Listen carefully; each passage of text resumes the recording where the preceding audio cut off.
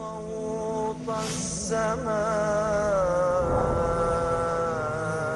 جاء المسيح جاء المسيح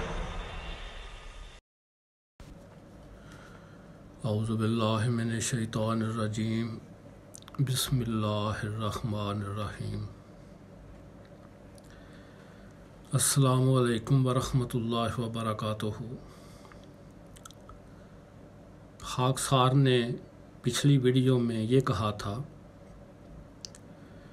कि बैत के बाद मुझे प्यार से समझाया गया कि मैं अहमदियत से पीछे हट जाऊं और वालदैन और अजीज़ो अकारब की बदनामी का बायस ना बनूं। लेकिन जब उन्होंने देखा कि इसने इनकार कर दिया है तो फिर मेरे वालिद मोहतरम ने मुझे बाज़ ऐसे दोस्तों से मिलवाया कि वो मुझे समझाएं। उनमें से सिर्फ 2 वाक़यात इस वक्त मेरे ज़हन में आ रहे हैं, वो मैं आपके साथ शेयर करता हूँ। जिसके पास वो मुझे लेकर गए उसका नाम डॉक्टर एहसान है। सारी बहस तो इस वक्त मुझे याद नहीं, हाँ इतना याद है कि उसने पीर मेहर अली के मुतल्लिक़ भी बात की थी। जब उसने वो बात शुरू की तो मैंने उससे कहा कि क्या आपने पीर मेहर अली की किताब भी पढ़ी है? वो मुझे कहता है जी पढ़ी है।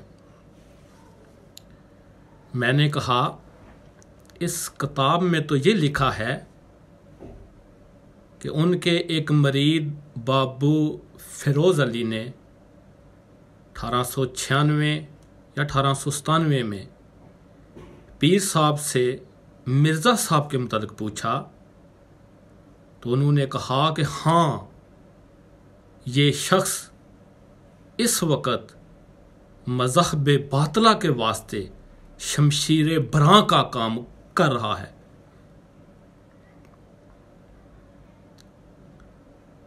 जब मैंने उसको ये बात की तो आगे से वो मुझे कहने लगा कि हाँ मैंने ये वहाँ देखा है कि ये इबारत वहाँ लिखी हुई है।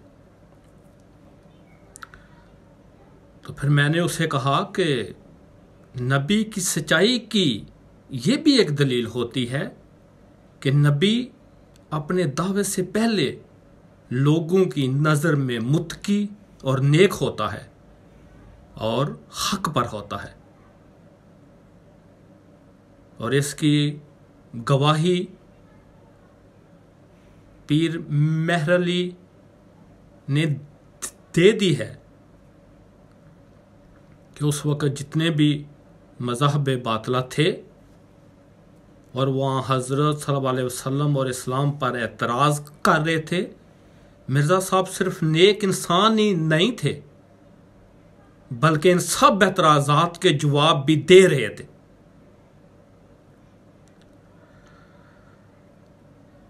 तो फिर जब पीर मेहर अली ने आपके दावे से पहले आपके मुतल्लिक़ ऐसी बात लिखी है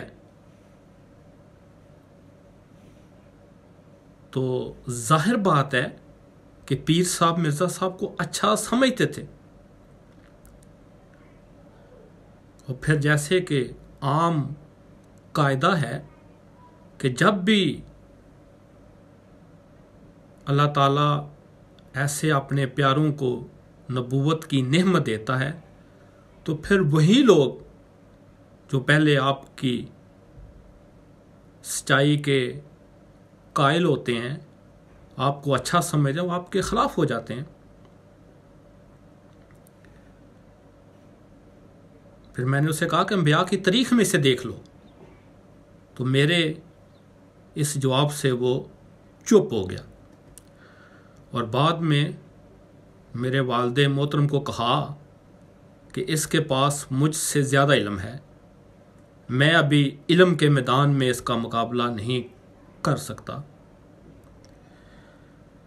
फिर मेरे एक और दोस्त थे सियालकोट में,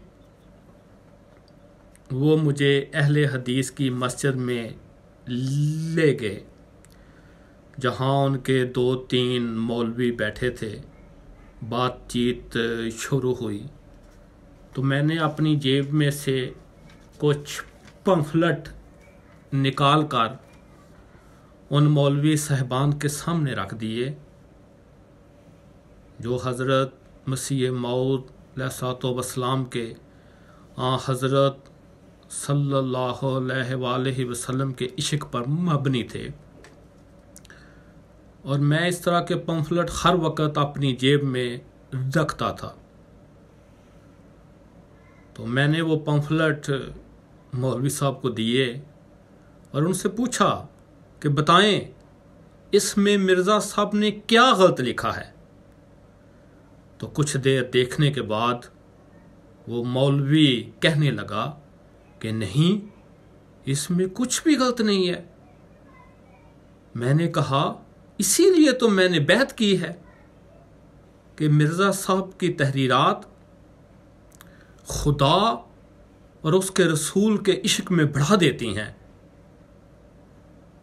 फिर कहता है, वो मौलवी कहने लगा, पहले तो मिर्ज़ा साहब सही थे, लेकिन फिर वो दावा करके गुमराह हो गए। तो मैंने उसके जवाब में कहा कि बकौल तुम्हारे अगर मिर्ज़ा साहब गुमराह हो गए तो इस गुमराही के बाद फिर जो कुछ उन्होंने लिखा वो खुदा और रसूल और कुरान की तालीम के ख़िलाफ़ होना चाहिए। तो वो मुझे दिखा दो, यानी अगर तुम इन तहरीरात को कह रहे हो कि ये दावे से पहले की हैं, तो फिर मुझे वो तहरीरात दिखा दो जो दावे के बाद की हैं और जिनमें मिर्ज़ा साहब ने खुदा और रसूल और कुरान की तालीम के ख़िलाफ़ कोई बात कही हो, या दावे के बाद की तहरीरात में खुदा और रसूल की हद तक की हो। तो मेरे इस जवाब से वो खामोश हो गया और फिर कहा कि मिर्ज़ा साहब ने जिहाद को ख़त्म किया है। मैंने कहा मिर्ज़ा साहब ने मसीह होने का दावा किया है।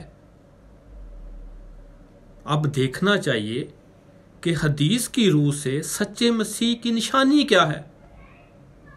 बुखारी शरीफ जिसको तुम भी मानते हो, उसमें याज़ा उल हरब के अल्फाज हैं कि मसीह लड़ाई को रोक देगा।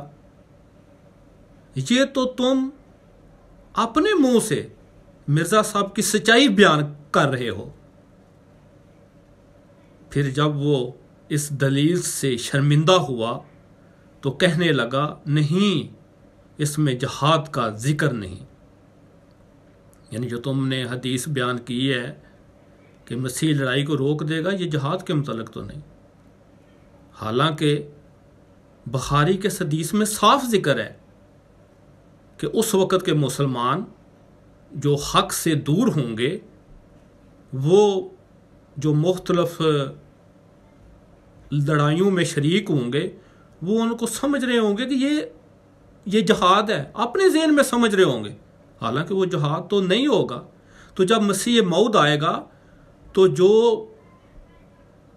जिन लड़ाइयों में वो मशगूल होंगे, मसीह उनको समझाएगा कि तुम इनको जहाद समझ रहे हो, ये जहाद नहीं है, और उन लड़ाइयों को रोक देगा।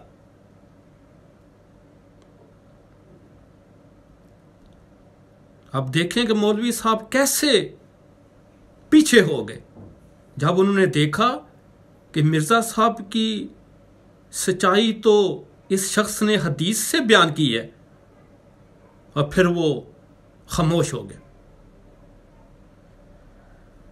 फिर इसी तरह मेरे अजीज़ो कारम में जो मेरे मामू थे, वो भी मेरे बहुत मुखालिफ थे, और उन्होंने भी मुझे बहुत समझाने की कोशिश की, और मुझे कहा कि तुम बच्चे थे, तुम्हारी कम उम्र थी, तो तुमको उन्होंने वरगला दिया है, यानी अहमदियों ने तुम्हें वरगला के तो अहमदी बना लिया है। तुम्हारे पास अपना इल्म नहीं था तो तुम बह गए हो। मैंने कहा कि आप मुझसे कुरान और हदीस के मुताबिक बहस कर लें, मुझे कुरान और हदीस से झूठा कर दें, आप मुझे कोई दलील तो दें। और मुझे खुदा के फजल से 100% यकीन था कि कुरान और हदीस हमारे साथ है, उनके पास कुछ नहीं है सिवाय एतराज पर एतराज करने के। फिर मेरे दूसरे मामू भी पास ही बैठे हुए थे, वो मुझे कहने लगे कि आपका कलमा और है। मैंने कहा साथ ही अहमदिया मस्जिद है, आए आपको मस्जिद ले चलता हूं, अपनी आंखों से देख लें कि कौन सा कलमा है।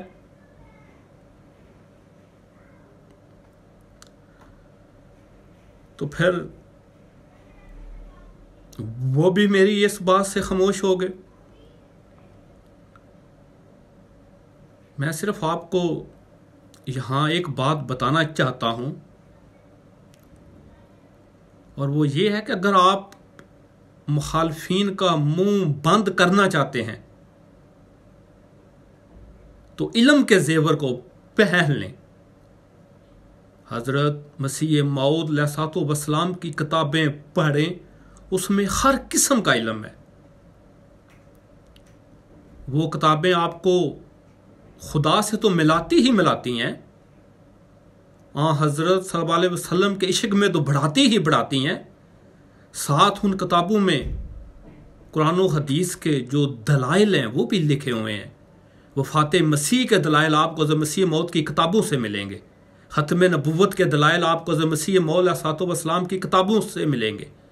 हज़रत मसीह मऊद अलैहिस्सलातु वस्सलाम की अपनी सदाकत के दलाइल आपको हज़रत मसीह मऊद अलैहिस्सलातु वस्सलाम की किताबों से मिलेंगे। इसीलिए हजूर ने बार बार कहा है कि मेरी किताबों को कम से कम 3 दफ़ा पढ़ लो ताकि किसी मुखालिफ के सामने तुम शर्मिंदा ना हो। और फिर अपने इल्म को बढ़ाने के लिए एक ये भी तरीका है, और मैंने तो इससे बहुत फ़ायदा उठाया है, कि जो जमात के मुखालफीन हैं और वो जो लिखते हैं उनका भी मतालिया करना चाहिए, और फिर उनका जो जवाब जमात देती है किताबों की शक्ल में उनको भी ज़रूर पढ़ना चाहिए। ये आपके इल्म में बहुत इजाफे का मूजब साबित होगा इंशाअल्लाह। और मैंने तो अल्हम्दुलिल्लाह इन किताबों से बहुत कुछ सीखा है, और मैं इस नतीजे पर पहुंचा हूं कि मुखालफीन अहमदियत का कोई ऐसा एतराज नहीं किसी मौजू पर भी जिसका जमात ने जवाब ना दिया हो, कुरान और हदीस की रूह से और पहले बुजुर्गों की किताबों से। तबलीग बहुत ज़रूरी है, लेकिन इसका हक तभी अदा हो सकता है जब आपके पास इल्म का हथियार भी हो। तबलीग की अहमियत पर मुझे एक हदीस याद आ रही है कि बुखारी शरीफ की एक हदीस है कि हज़रत सल्लल्लाहु अलैहि वसल्लम ने हज़रत अली रज़ी अल्लाह अन्हो को फरमाया था कि खुदा की कसम, अगर तेरी वजह से एक आदमी भी हदायत पर आ जाए तो तेरे लिए ये माले गनीमत के सुर्ख ऊंटों से बेहतर है।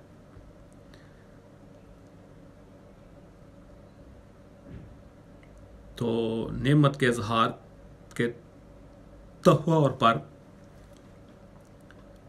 अल्लाह ताला का कुरान मजीद में ये भी हुक्म है कि जो खुदा ताला ने आपको नेमतें की हैं उसका भी इजहार होना चाहिए।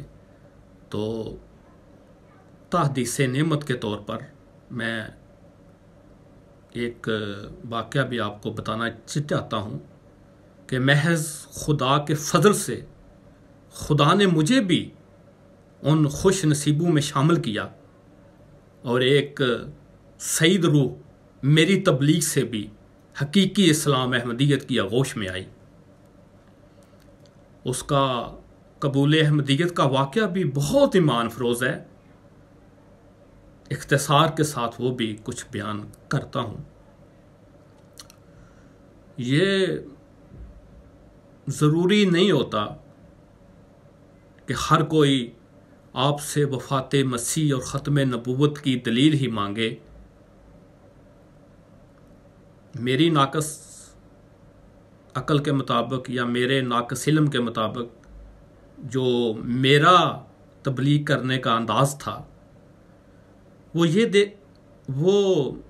ये था कि मैं ये देखता था कि अगला शख्स किस मजाज का है और कौन सी बात उस पर ज़्यादा असर कर सकती है। मेरी जब मेरे बहनोई से अहमदियत के मुतल्लिक़ बातचीत शुरू हुई तो मैंने उसके मजाज को परखते हुए हज़रत मसीह मौऊद अलैहिस्सलातु वस्सलाम की तहरीरात में से वो तहरीरात उसके सामने पेश की जो खुदा के इश्क से लबरेज थी, जिनमें हज़रत मोहम्मद मुस्तफ़ा सल्लल्लाहु अलैहि वसल्लम के साथ इश्क अपनी इंतहा को पहुंचा हुआ था। अहले बैत के साथ इश्क में आप फना थे। ये इश्क इस इंतहा को था कि जब एक दफ़ा मुहर्रम के महीने में आप अलैहिस्सलाम ने हज़रत इमाम हुसैन रज़ी अल्लाह ताला अन्हु का वाक़या अपने बच्चों को सुनाया तो आप अलैहिस्सलाम की आंखों से आंसू बह बह कर नीचे गिर रहे थे। फिर हज़रत सल्लल्लाहु अलैहि वसल्लम के साथ जो इश्क जो मोहब्बत आपको थी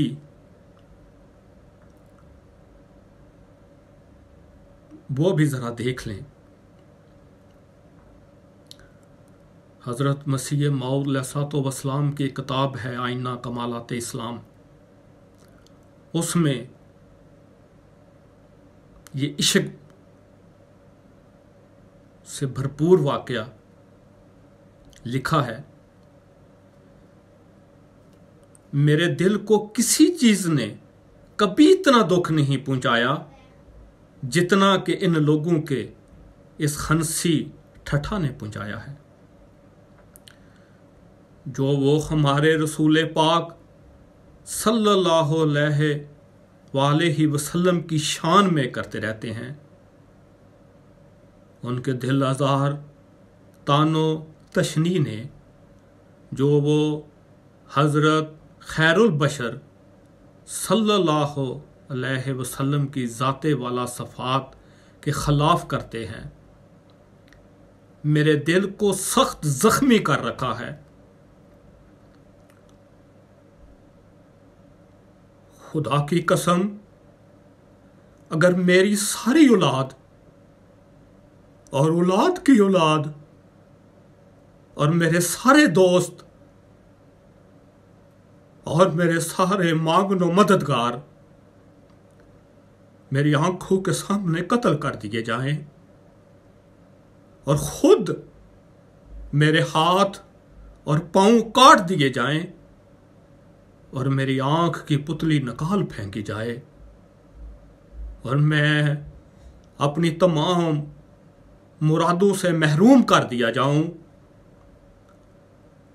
और अपनी तमाम खुशियों और तमाम आसाइशों को खो बैठूं, तो इन सारी बातों के मुकाबले पर भी मेरे लिए ये सदमा ज़्यादा भारी है कि रसूल अकरम सल्लल्लाहु अलैहि वसल्लम पर ऐसे नापाक हमले किए जाएं। बस है मेरे आसमानी आका, तो हम पर अपनी रहमत और नुसरत की नजर फरमा और हमें इस इब्तिलाए अजीम से निजात बख्श।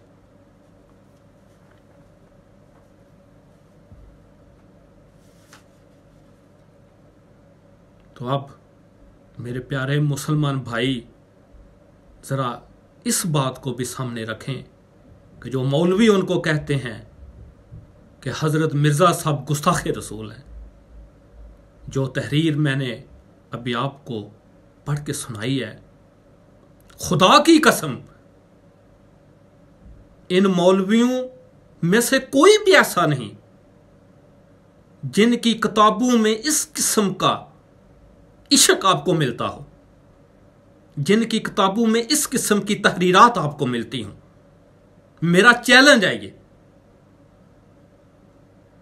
मुझे अगर मैं इस बात में झूठा हूं तो मुझे वो दिखाएं कि वो कौन सा मौलवी है, वो कौन सा उलमाए दीन है जिसकी किताब में इस कदर इश्क मोहम्मद मुस्तफ़ा है।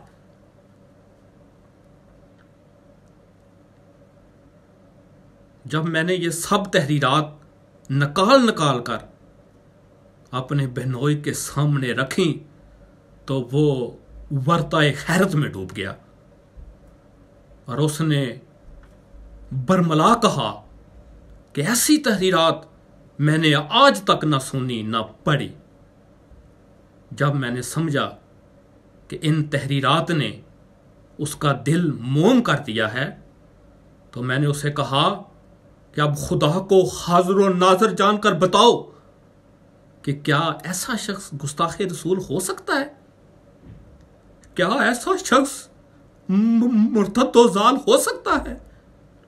क्या ऐसा शख्स काफिर मुल्हद हो सकता है जैसे सारी दुनिया कह रही है? तो उसने फौरन कहा नहीं नहीं। फिर उसने कुछ बातें जो उसके जहन में थीं मुझसे बयान की कि मौलवी तो ऐसे ऐसे कहते हैं। मैंने खुदा के ख़ास फजल से उसका जवाब दिया। फिर उसे जमात के मरकज़ रबवा लेकर गया। मरकज़ जाना ही था कि मरकज़ की बरकत ने, मरकज़ जाने की बरकत ने उसको तब्दील कर दिया।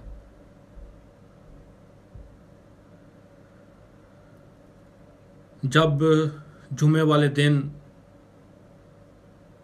मुझे याद है कि हम जुमे को गए थे, क्योंकि मैं उसे वो नज़ारा भी दिखाना चाहता था जो जुमे वाले दिन मस्जिद अक्सा का नज़ारा होता था।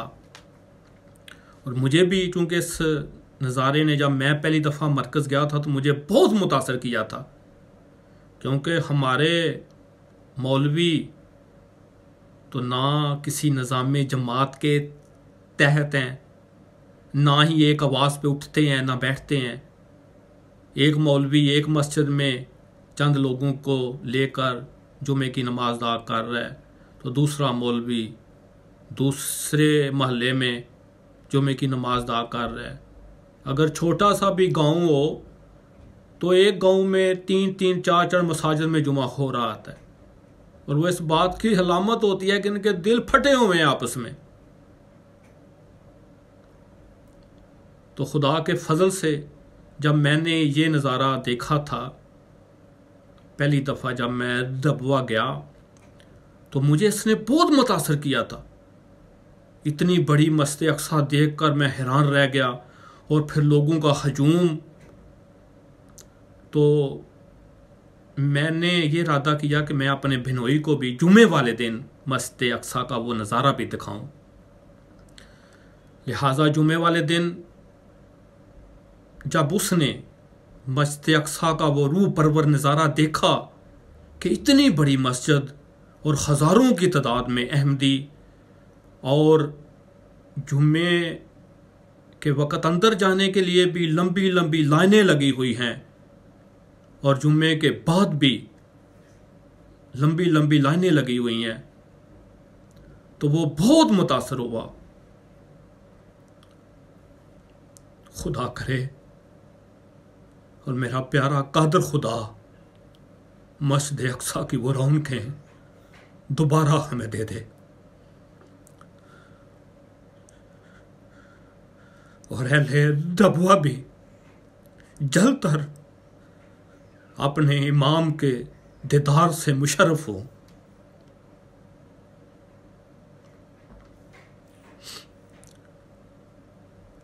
जुमे के बाद मैं उसे दारुल ज़ियाफ़त भी लेकर गया, वो भी दिखाया, उससे भी वो बहुत हैरान हुआ वो सारा निज़ाम देख के। और फिर वहाँ पे जो दारुल ज़ियाफ़त में मुख्तलिफ़ जगहों पर हज़रत मसीह मौला अलैहिस्सलाम की तहरीरात जमात ने लगाई हुई हैं, वो भी सब मैंने पढ़ के उसको सुनाई कि ये देखो इसमें हज़रत मसीह मौला अलैहिस्सलाम ये कहते हैं, ये देखो इसमें आम सल्लम के साथ इस तरह इश्क़ का इज़हार है। और फिर इसको बहिश्ती मकबरा भी दिखाया और फिर बाज़ बुज़ुर्गों से भी मुलाकातें हुई और फिर खुदा के ख़ास फजल से, उसकी ख़ास तकदीर से एक और सईद रूह अहमदियत में दाखिल हो गई। अल्हम्दुलिल्लाह सुम्मा अल्हम्दुलिल्लाह। फिर वो सईद रूह भी अपने अहदे बैत पर मजबूती से कायम रही, उसके घर वालों ने उसे छोड़ दिया और उसने उनकी कोई परवाह नहीं की, बल्कि उसके घर वाले मेरे भी दुश्मन हो गए, क्योंकि उन्होंने यही समझा कि मैंने ही उसे अहमदी किया है और अहमदी करके उसे उसके ख़ानदान से जुदा कर दिया है। बल्कि उन्होंने धमकी भी दी कि अगर ये दोनों हमको नज़र आए, हमारे गांव में आए, तो हम उनको जान से मार देंगे। फिर उसको सिर्फ यही इब्तला नहीं आया, फिर वो फ़ौज में मुलाज़म था, जॉब थी उसकी, वो भी ख़त्म हो गई। लेकिन अल्हम्दुलिल्लाह सुम्मा अल्हम्दुलिल्लाह वो आज भी अपने अहदे बैत पर मजबूती से कायम है। ये वो वाक़यात ऐसे हैं कि जो बयान करते वक्त बंदा ऐसे जज्बाती सा हो जाता है कि वक़्त का पता ही नहीं चलता। आज तबलीग के मौजू पर ही बहुत वक़्त हो गया है। मेरे बाज़ प्यारे दोस्त जो इन वीडियोस को बड़े शौक़ से देखते हैं, सुनते हैं और उनके कमेंट्स भी मुझे मिलते रहते हैं, और उनमें से अक्सर दोस्त ये कहते हैं कि आप ये रोशनी का सफ़र जारी रखें। बहुत ईमान फ़रोज़ वाक़यात होते हैं, उनको इसी तरह किस्तवार तफसील से बयान अगर हो जाएं तो हमारे ईमानों में बहुत इजाफ़ा होता है। तो इंशाअल्लाह आइंदा भी ये सिलसिला जारी रहेगा और आइंदा खुदा की तौफीक से मैं ये बयान करने की कोशिश करूँगा कि जब मेरे वालिदैन ने देखा कि मैंने उनके प्यार को भी नहीं समझा और अहमदियत से पीछे नहीं हटा, फिर वो अपने ज़हन के मुताबिक मुझे अहले इल्म लोगों के पास लेके गए, मौलवियों के पास भी मैं गया, और जब उन्होंने देखा कि ये किसी तरह पीछे नहीं हो रहा, तो फिर उनके पास एक ही हाल था कि वो अब सख्ती के ज़रिए मेरे ईमान की आजमाइश लें। तो अगर ज़िंदगी रही तो इंशाअल्लाह मैं जो अगली वीडियो होगी वो इस पे होगी कि जब वालिद साहब ने फिर सख्ती का तरीक़ा अख्तियार किया और मुझे फिर अपने घर से भी निकाल दिया, इंशाअल्लाह वो सारे वाक़यात और फिर किस तरह मैं अपने घर से निकला वो इंशाअल्लाह खुदा ताला की तौफ़ीक़ से मैं इंशाअल्लाह जल्दी वो भी आपको सुनाऊँगा। अल्लाहुम्मा सल्लि अला मुहम्मदिन व आले मुहम्मदिन। अस्सलामु अलैकुम व रहमतुल्लाहि व बरकातुहू।